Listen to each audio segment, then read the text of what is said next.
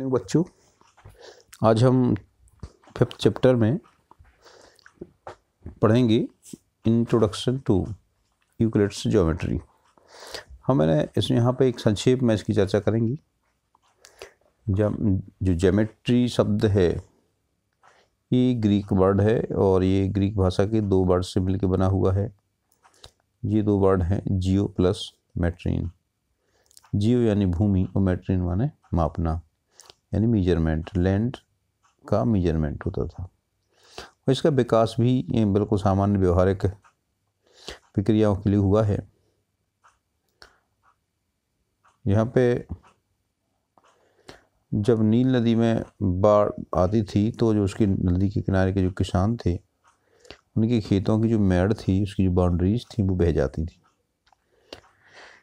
उसको दोबारा तय करने के लिए किसकी खेत कहाँ तक था, इसके लिए कुछ नियम उन्होंने डेवलप किए थे और बहुत सारी तकनीक वो जानते थे। उसका खेत का क्षेत्रफल निकाल लेते थे और उसकी बाउंड्री को भी निर्धारित कर लेते थे।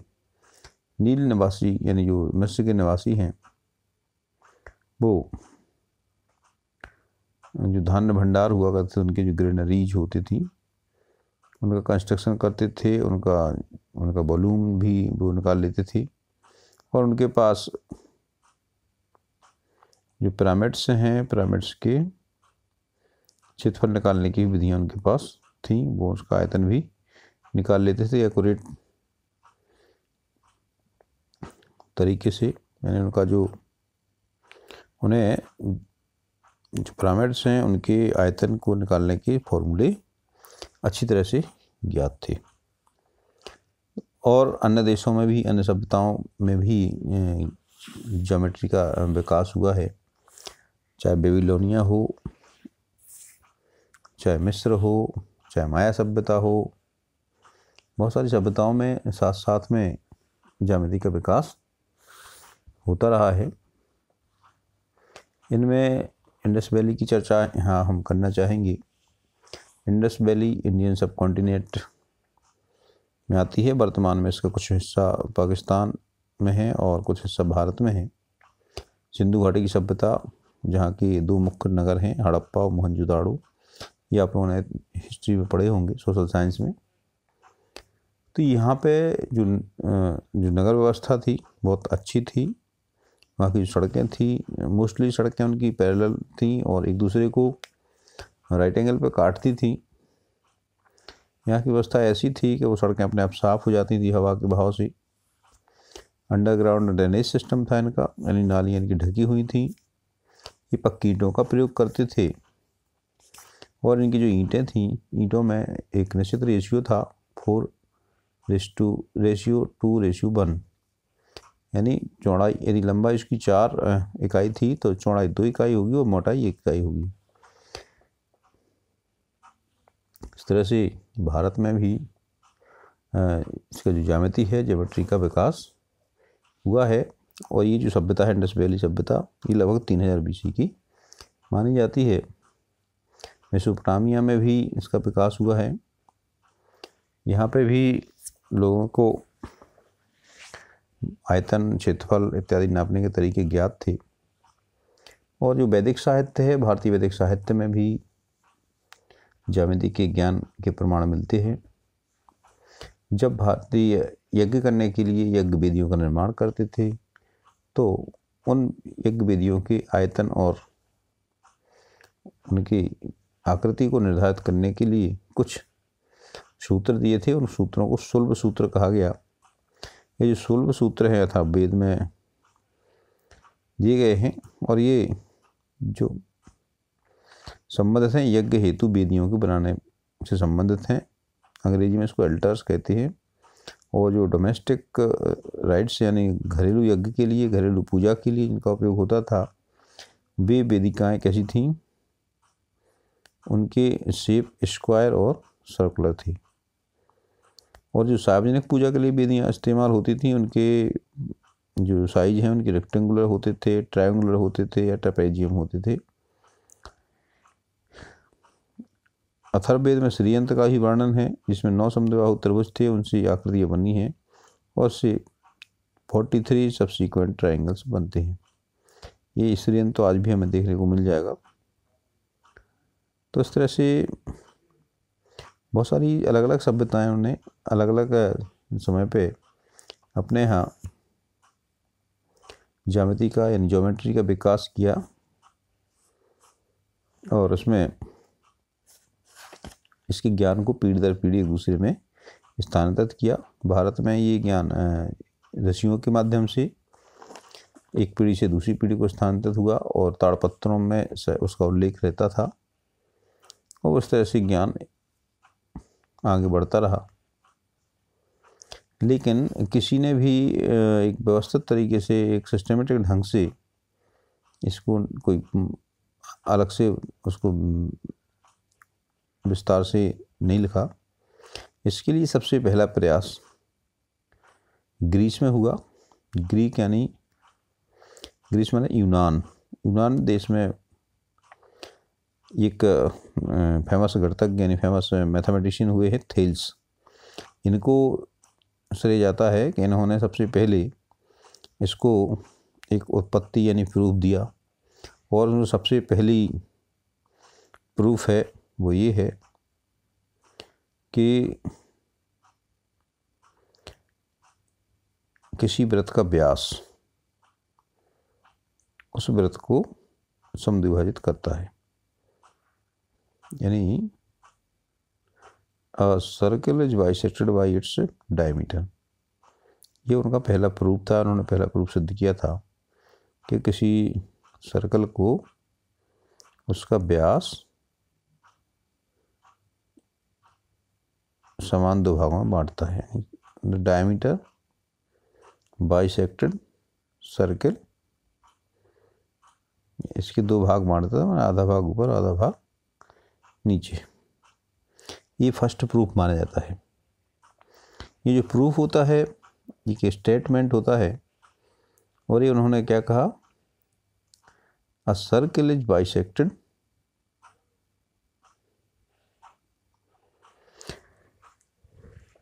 Bye its diameter.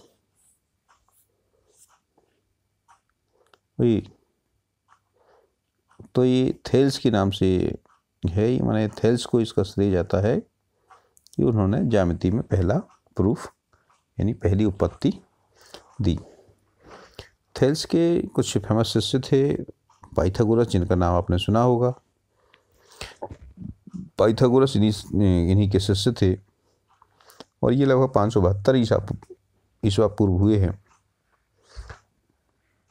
और जो पाइथागोरस और उनके शिष्यों ने, उनके समूह ने बहुत सारी प्रमेय दी, बहुत सारी थ्योरम्स की खोज की और उन्होंने ज्यामिति के विकास में महत्वपूर्ण योगदान दिया। इन्होंने, आपको पता है पाइथागोरस प्रमेय दी। अब तो ये भी पता लगा है कि जो पाइथागोरस प्रमेय है वो बोधायन के द्वारा पहले से अपने यहाँ भी दी जा चुकी थी, लेकिन पूरा संसार उसको पाइथागोरस के नाम से ही जानता है। इसके बाद एक टीचर थे अलेक्जेंड्रिया में, अलेक्जेंड्रिया जो मिस्र में है, वहाँ पे एक टीचर थे यूक्लिड। उन्होंने सबसे पहले इन थेल्स और पाइथागोरस और उसके समूह के द्वारा विकसित की गई थ्योरम्स को एक ग्रंथ में इकट्ठा किया और उन्होंने अपने ग्रंथ का नाम दिया एलिमेंट। उनका एक जो फेमस ग्रंथ है उसका नाम क्या था, ग्रंथ का नाम था एलिमेंट। जो एलिमेंट ग्रंथ था इसके 13 चैप्टर थे और उनको उन्होंने बुक्स कहा, माने प्रत्येक चैप्टर को एक बुक्स कहते थे वो। यानी उनके जो एलिमेंट नाम का ग्रंथ था उसमें 13 भाग थे और प्रत्येक भाग को बुक्स कहते थे। और उनका जो पहली बुक थी यानी उसका फर्स्ट चैप्टर था, उसमें उन्होंने कुछ डेफिनेशंस दी, कुछ एक्सियम्स एंड पोस्टुलेट्स दिए। तो उनके द्वारा दी गई कुछ डेफिनेशंस यहाँ आपको पढ़ने के लिए दी हैं, आपकी पाठ्य पुस्तक में भी हैं। उन्नति डेफिनेशन क्या दी? नंबर 1 डेफिनेशन है उनकी, have a point is that which has no part. यानी उन्होंने एक पॉइंट की डेफिनेशन दी, a point is that which has no part. दूसरी दी, लाइन इज ब्रीथलेस लेंथ, यानी ये चौड़ाई रहित लंबाई है। तीसरी है the ends line are points. यहाँ पे ये जो डेफिनेशंस हैं ये गिनती में 23 थी, यहाँ पे कुछ डेफिनेशन में दी गई हैं। 23 में से कुछ 5-6 डेफिनेशन आपकी इसमें दी हैं। ये हमें ये बताता है कि कुछ चीज़ें हमें मान लेना चाहिए कि ये चीज़ें हैं, यानी हम इसको इंट्यूटिव यानी अपने अंतर ज्ञान से उनको सत्य सिद्ध मानते हैं, क्योंकि इनको जैसे मान लीजिए आपने देखा यहाँ पे point is that which has no part. अब यहाँ पे हमें पार्ट तो पता नहीं क्या होता है, तो हमें पॉइंट की डेफिनेशन समझने के लिए हमें पार्ट की डेफिनेशन भी समझना पड़ेगी कि पार्ट क्या होता है। जैसे दूसरा यहाँ दिया है लाइन इज ब्रीथलेस लेंथ। अब यहाँ पे ब्रीथ समझना पड़ेगी, हमें लेंथ समझना पड़ेगी, तब हम लाइन पढ़ पाएंगे। द एंड से लाइन आर पॉइंट्स। अब हम पॉइंट्स के लिए हमें दूसरी, जब पॉइंट्स के लिए पार्ट समझना होगा, हमें पार्ट्स की डेफिनेशन चाहिए, तब हम कहीं पे लाइन की डेफिनेशन दे पाएंगे। A straight line is a line which has evenly with the points on itself।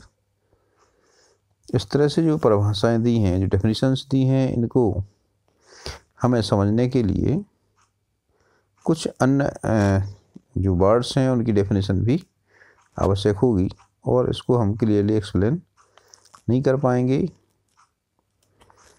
क्योंकि जैसे कि आप पॉइंट्स की बात कर रहे हैं, तो पॉइंट में यहाँ पे कहा गया है कि पॉइंट हैज नो पार्ट, उसके पास कोई स्पेस नहीं, उसका कोई आयतन नहीं होता है। Line has no breath, line की कोई चौड़ाई नहीं होती है। कि ऐसा संभव है, ऐसा पॉइंट आप बनाना संभव है कि जिसमें कोई स्थान न घेरे? कुछ तो वो घेरेगा स्थान, भले ही वो बहुत कम स्थान घेरता हो, लेकिन उसको हम ये तो नहीं कह सकते कि वो स्थान नहीं घेरता है या रेखा की चौड़ाई नहीं होती है। तो इस तरह से जब ये प्रॉब्लम आई तो सभी मैथमेटिशियंस इस बात के लिए एग्री हो गए कि कुछ जो ज्योमेट्रिक टर्म्स हैं उनको अनडिफाइंड ही हम मान सकते हैं, उनको हम अपने अंतर्ज्ञान से उसको फील कर सकते हैं। ये हम मान सकते हैं कि पॉइंट कैसा होता है, क्योंकि इसकी डेफिनेशन दी जाना संभव नहीं है। ना तो पॉइंट की डेफिनेशन दे सकते हम, ना लाइन की डेफिनेशन दे सकते, ना हम सरफेस यानी प्लेन की डेफिनेशन दे सकते। तो ये हमें अपने मन से इनको सत्य मानना ही पड़ेगा। यहाँ पे हम यदि पॉइंट को ले लें तो क्या होगा, पहले हम एज्यूम करेंगे कि यूनिवर्सल ट्रुथ है, पॉइंट है, एक लाइन है, एक सरफेस है, और एक बॉडी यानी पिंड है एक। यहाँ पे तीन को देखें, यदि कोई बॉडी है यानी कोई 3D बॉडी है, मान लीजिए चौक का डिब्बा है, तो चौक के डिब्बे में क्या क्या है? The body have length, breath and height. Chalk के डिब्बे के पास तीनों चीज़ें हैं, लंबाई है, चौड़ाई है, ऊंचाई है। लेकिन जब प्लेन की बात करें, एक डायमेंशन कम हो जाएगा। प्लेन के पास लंबाई है यानी लेंथ है और ब्रेथ है, तो बॉडी से एक डायमेंशन कम हो गया, बॉडी में से हाइट आप कम कर दें तो क्या बचेगा, प्लेन बचेगा। अब प्लेन में से हम ब्रेथ कम कर दें तो क्या बचेगा। देखिए यहाँ पे हमने कोई बॉडी ली, बॉडी में से हमने हाइट कम की, एक डायमेंशन कम किया, क्या आ गया, ये प्लेन आ गया। प्लेन में से हमने ब्रेथ कम की यानी उसकी चौड़ाई कम की तो क्या बन गया, लाइन बन गया। और लाइन में से हमने उसकी लेंथ कम की तो ये क्या बन गया, पॉइंट बन गया। इस तरह से हम एक एक डायमेंशन कम करते जाते हैं और जब डायमेंशन लेस हो जाता है तो ये पॉइंट हो जाता है। यानी पॉइंट हैज़ नो पार्ट, यानी पॉइंट हैज़ नो डायमेंशंस। ये हमें मानना पड़ेगा कि पॉइंट होता है, line has no breath, plane has no height. इस तरह से 3 डायमेंशन हम एक एक करके कम करते जाते हैं तो ये पॉइंट तक पहुंच जाता है। इसके लिए यूक्लिड ने कुछ असम्पशन दिए। उन्होंने कहा कि हमें कुछ चीज़ें एज्यूम करना पड़ेगा, कुछ चीज़ें हमें एक्चुअली अपने अंतर्ज्ञान से मानना पड़ेंगी और उनके अनुसार ये जो एक्ज्यूम्स हैं, उनके जो अभिगृहित हैं वो यूनिवर्सल ट्रुथ है। हमें यूनिवर्सल ट्रुथ की तरह उसको लेना होगा। यूनिवर्सल ट्रुथ यानी ये सत्य है, इसको सिद्ध करने की ज़रूरत नहीं है। बाकी और थ्योरम्स और जो स्टेटमेंट देते हैं उन्हें प्रूव करने की आवश्यकता है, लेकिन जो एग्जाम्स और पोस्टुलेट्स हैं इनको यूनिवर्सल ट्रुथ की तरह माना जाता है और इनको प्रूव करने की ज़रूरत नहीं होती है। यूक्लिड ने कुछ जो एग्जाम्स दिए हैं वो यहाँ पे आपको आपकी पाठ्यपुस्तक में दिए गए हैं, आप किताब में से देख सकते हैं। उसका जो पहला एग्जाम्स है ये है things which are equal to the same thing are equal to one another. यानी जो वस्तुएं हैं जो एक समान वस्तु के समान हैं। मान लीजिए कि एक वस्तु है बी जो ए के समान है, दूसरी वस्तु है सी ये भी ए के समान है, तो बी और सी भी आपस में समान होंगे। ये इनके पहली अभिगृहित है, इसको सिद्ध करने की ज़रूरत नहीं है, ये हम मानते हैं, ये हम सब लोग मानते हैं। दूसरी जो अभिगृहित है दूसरे एग्जाम से क्या है इनका, if equal are added to equals the whole are equal. ये है जैसे इनका मतलब है, मान लीजिए कि ए इक्वल टू बी है और इस दोनों में सी जोड़ दिया तो ये जो टोटल है ये भी इक्वल होगा। तीसरी एग्जाम है if equal are subtracted from equals the remainder are equal. यानी यहाँ पे यदि ए इक्वल टू बी है, हमने से इसमें से सी घटा दिया, इसमें से भी सी घटा दिया, तो ये जो बचेगा रिमाइंडर ये भी इक्वल होंगे। चौथा एग्जाम है things which coincide with one another are equal to one another. मतलब कोई चीज़ एक दूसरे पर अध्यारोपित हो जाती है तो वो एक दूसरे के बराबर है। पांचवा पोस्टुलेट है the whole is greater than the part. मतलब whole is greater than the part माने पूरा उसकी अंश से हमेशा बड़ा होता है। ये यानी पूरा मान लीजिए पूरा हिस्सा ले लिया हमने, हम एक इसका छोटा अंश ले लें तो ये हमेशा इससे बड़ा होगा। संपूर्ण जो है वो अब अंश से हमेशा बड़ा होगा। इस तरह से इन्हें 7 पोस्टुलेट्स यहाँ पे 7 एग्जाम्स दी गई हैं। छठवीं है things which are double of the same thing are equal to one another, यानी कोई दो वस्तुएं हैं A equal to B, same things हैं, इन दोनों को डबल करेंगी तो ये भी इक्वल होंगी। Things which are half of the same thing are equal to one another, यानी कोई दो वस्तुएं समान हैं तो इनको हम जब आधा करेंगे दोनों को तो इनके जो आधे होंगे वो भी समान होंगे।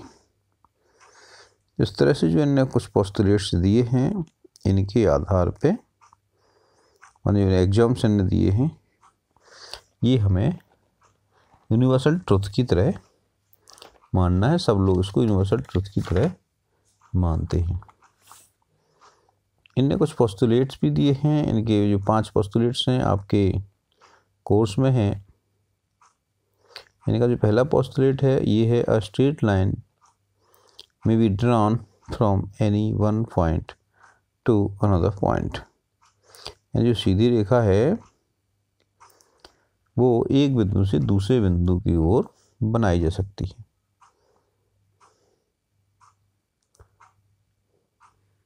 यानी यहाँ पे कोई भी पॉइंट दिया है दो तो हम इससे एक स्ट्रेट लाइन बना सकते हैं। यदि स्ट्रेट लाइन है तो ही बना सकते हैं, जैसे एक से ज़्यादा अगर वैसी लाइन बनाएंगे तो वो वक्र रेखा होगी, वो स्ट्रेट लाइन नहीं होगी। सेकंड पोस्टुलेट है given two distinct point there is a unique line that passes through them, यानी कोई भी दो पॉइंट हैं उनमें उन दोनों पॉइंट से गुजरने वाली केवल एक ही रेखा होगी, मतलब वो यूनिक होगी। जैसा कि मान लीजिए यहाँ पे दो पॉइंट आपको दिख रहे हैं पी और क्यू, तो एक पॉइंट से तो अनेकों रेखाएं गुजर सकती हैं, पी से भी अनेक रेखाएं गुजर सकती, क्यू से भी अनेक रेखाएं गुजर सकती, लेकिन पी और क्यू दोनों से जाने वाली केवल एक ही रेखा होगी और ये कैसी होगी, अद्वितीय यानी यूनिक होगी। ये दूसरा पोस्टुलेट है। ये पोस्टुलेट्स हैं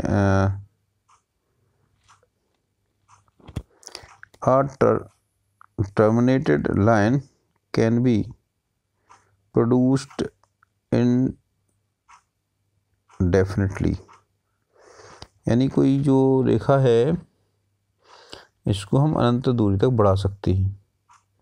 यानी ए से बी तक हमारी रेखा खंड बना हुआ है तो इसको आगे भी बढ़ाया जा सकता है, इसको आगे बढ़ाया जा सकता है। थर्ड पोस्टुलेट से a circle can be drawn with any center and any radius, यानी हम किसी भी पॉइंट से एक सर्कल ड्रॉ कर सकते हैं और हम वो कितनी ही त्रिज्या का बना सकते हैं। मान लीजिए है तो हम इतनी त्रिज्या का भी बना सकते हैं, हम इतनी बड़ी त्रिज्या का भी बना सकते, इतनी बीच की त्रिज्या का भी बना सकते, या हम यहाँ पे किसी भी त्रिज्या का सर्कल हम किसी भी बिंदु पे बना सकते हैं। पांचवा जो पोस्टुलेट है वो है if a straight line falling on two straight line makes the interior angles on the same side of it taken together less than two right angles, then the angles is less than two right angle. देखिए इसको एक बार फिर से सुन लीजिए।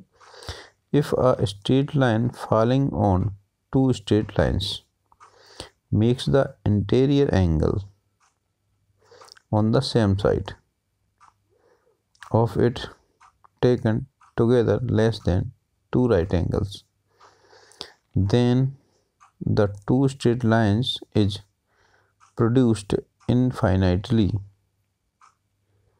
meet on that side on which the sum of angles is less than two right angles। यानी ये दो स्ट्रेट लाइन हैं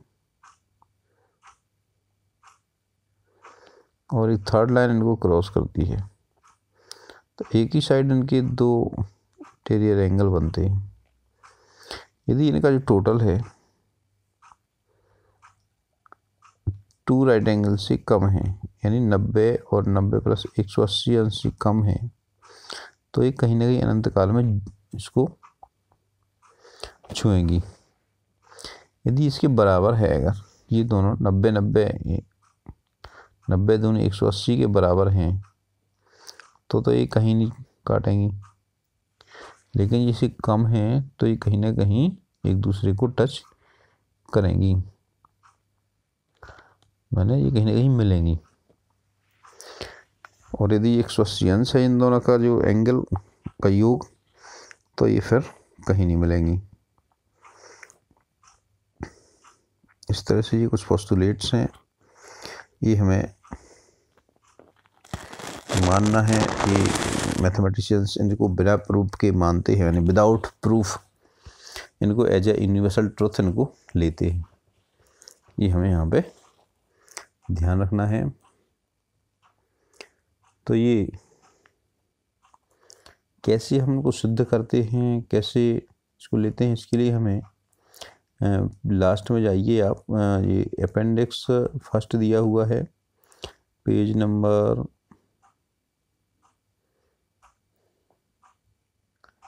आपको हम पेज नंबर बता देते हैं। लास्ट में देखिए पुस्तक के अंत में अपेंडिक्स दिया हुआ है, और ये है का पेज नंबर में शायद नहीं लिखा है। लास्ट में देखिए, लास्ट चैप्टर के बाद में आपका दिया है, पेज नंबर 286 पे है। पेज नंबर 286 पे आप देखिए अपेंडिक्स फर्स्ट। इसमें इंट्रोडक्शन में दिया गया है, suppose a family owns a plot land. इसको पढ़ लीजिए। मान लीजिए उसके पास कोई खेत था, कोई माने प्लॉट था, और वो बहुत दिन तक उसकी बाउंड्री वगैरह ख़त्म हो गई, और उसका पड़ोसी उस पर कब्जा करने जाता है, और उसने मान लो उस पर कब्जा कर लिया। तो अब जो उस प्लॉट का मालिक है वो कैसे सिद्ध करे कि प्लॉट हमारा यहाँ तक है। उसका पड़ोसी कहता है ये हमारा है, हमारा वो अपना स्थान, मान लीजिए आपके, मान लीजिए 2 प्लॉट थे और आपका प्लॉट यहाँ बना हुआ था, पड़ोसी का यहाँ था। अब वो किसी बहुत लंबे समय तक ध्यान नहीं दिया, तो दोनों चीज़ें मिलकर एक हो गई। अब पड़ोसी ने थोड़ा आपका ज़्यादा दबा लिया, अब आप कहते हैं हमारे आपके लिए कम बचा, तो अब फिर क्या होगा, आपको सिद्ध करना पड़ेगा कि हमारा प्लॉट यहाँ से था। तो इसके लिए आप क्या करेंगी, इसके लिए आप या तो पड़ोसियों की मदद लेंगी, बुजुर्गों की मदद लेंगी। लेकिन बुजुर्ग भी मान लीजिए कुछ बुजुर्ग उनकी तरफ हो गए और कुछ आपकी तरफ हो गए, पंचायत नहीं निपटी, तो फिर क्या होगा, कोर्ट में जाएगा मुकदमा। वहाँ पर क्या होगा, फिर नाप तोल होगी, नक्शा होगा, सरकारी नक्शा होगा, उससे मिलान होगा, तब कहीं आपकी समस्या का सॉल्यूशन होगा। तो इस तरह से हमें ध्यान देना है कि जो मैथमेटिक्स है वो काम करती है, स्टेटमेंट पे काम करती है, और जो स्टेटमेंट हैं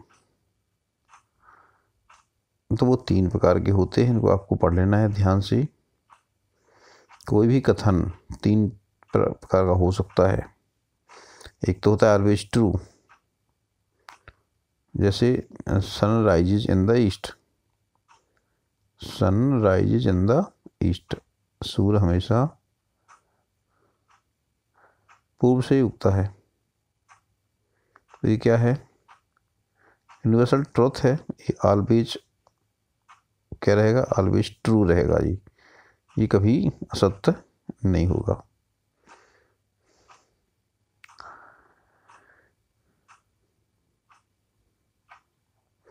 और दूसरा इस तरह का भी हो सकता है कि हमेशा फाल्स हो, मान लीजिए आपसे कहा जाए कि 2 बड़ा है वो 2 छोटा है 1 से, तो ये क्या होगा, हमेशा फाल्स होगा, क्योंकि 2 1 से छोटा होते ही नहीं हैं। और तीसरे सेंटेंस होते हैं एम्बिजियस, ये सही भी हो सकते हैं और गलत भी हो सकते हैं, यानी ये 2 अर्थी होते हैं, माने दोनों प्रकार के अर्थ इसके निकल सकते हैं। ये आपके सही भी हो सकते और गलत भी हो सकते हैं। जो 3 प्रकार के सेंटेंस हैं, इनमें मैथमेटिक्स में केवल पहले 2 प्रकार के सेंटेंस एक्सेप्ट होते हैं। तीसरे प्रकार के सेंटेंस को मैथमेटिक्स में एक्सेप्ट नहीं किया सकता। जैसे आपसे कहा जाए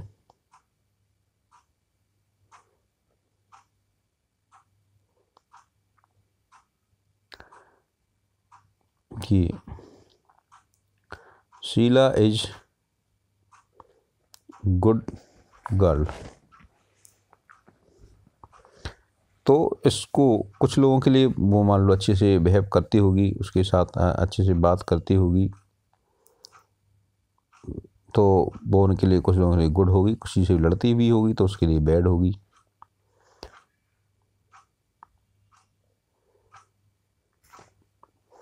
तो ये राइट भी हो सकता है और रॉन्ग भी हो सकता है। ऐसे मान लो किसी ने कहा कहीं और, mathematics teacher is very good, तो ये भी कुछ लोगों के लिए अच्छा लगता होगा, कुछ लोगों को लगता होगा अच्छे है, कुछ लोगों को लगता होगा बहुत बुरी हैं। तो ये दोनों चीज़ें हो सकती हैं। इस तरह के जो सेंटेंस होते हैं वो एम्बिगियस कहलाती हैं। एम्बिगियस सेंटेंस में दोनों संभावनाएं रहती है, वो गलत भी हो सकता है और सही भी हो सकता है। तो जो मैथ में हमेशा हमें 2 प्रकार के सेंटेंस ही स्वीकार करना है, पहला है ऑलवेज ट्रू है और दूसरा ऑलवेज फॉल्स है। ये 2 सेंटेंस भी हम एक्सेप्ट करेंगे, एम्बिगियस सेंटेंस को एक्सेप्ट नहीं करेंगे।